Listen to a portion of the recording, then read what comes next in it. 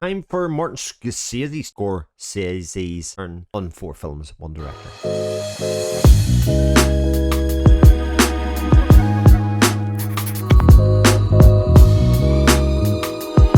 Everyone, welcome back to the channel.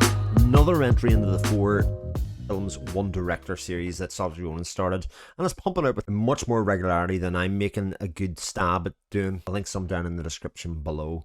But this is where we pick the quintessential film.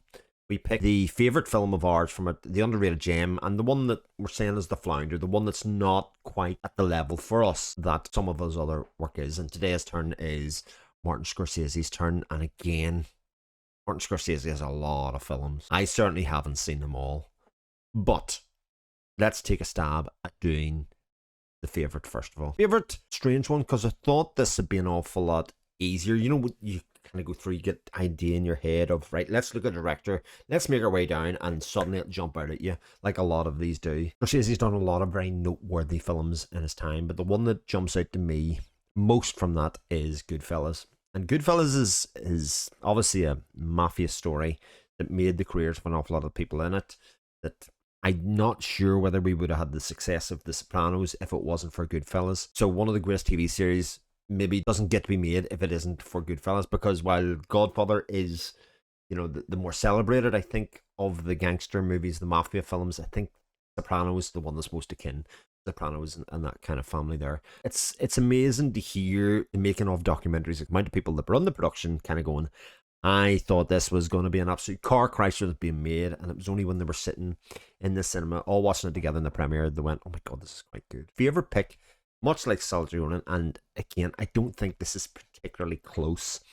His best movie, without a doubt, is Age of Innocence, the adaptation of the Edith Wharton novel, in a genre that I, by and large, at the time that I watched it, could not stand, because that idea of unrequited love in period dramas, etc., I think you get the same story every single time in every single one of those movies, and yet I love Age of Innocence. There's the main reason I think it's the best Scorsese movie is that it's the one with the most craft in it. Camera work, the production design, the shot composition, everything, cinematography, it's all on another level to anything else of his that I have seen.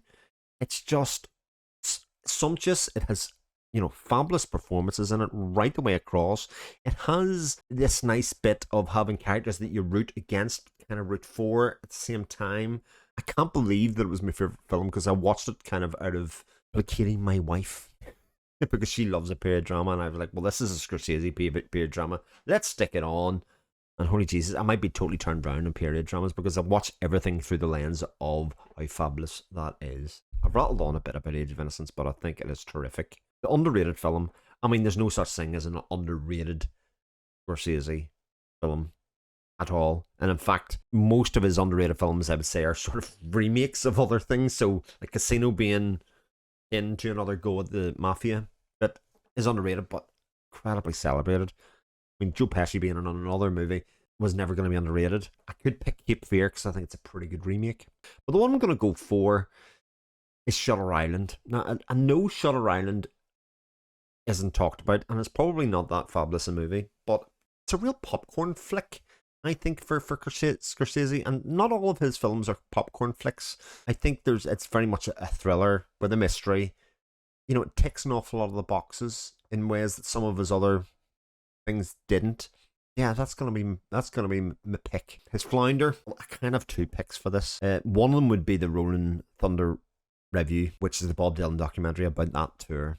I'm a Bob Dylan fan, and I just thought it was okay. It's a fascinating time of his career, and it just kind of did not an awful lot for me. But I don't really want to pick a film which is repurposed footage that he put together. So I'm going to go for Gangs in New York. Now, Gangs in New York was very lauded before it came out. Then it came out to mixed reception, I think quite rightly so. Main reasons I don't think Gangs in New York is that great is because I don't think it captures the time in a believable way. It doesn't ring to me that it's period consistent. When I'm going to look at something like Age of Innocence that I've just talked about, it's the one that kind of sticks to me and says, no. It's almost like Daniel Day-Lewis, and I think Daniel Day-Lewis is sort of guilty of this over the period of his career. He plays like a cartoon version of that character, he overplays it, I think, as well. So it's not all on Scorsese. The look of it just looks wrong to me. It's just it just doesn't quite fit. And some of the accents are, a bit ropey here and there.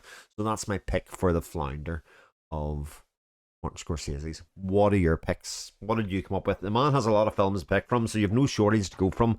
And I dare say no two people will have exactly the same list.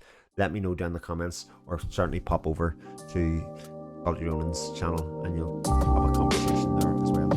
Alright, speak to you again soon. Take care. All the best.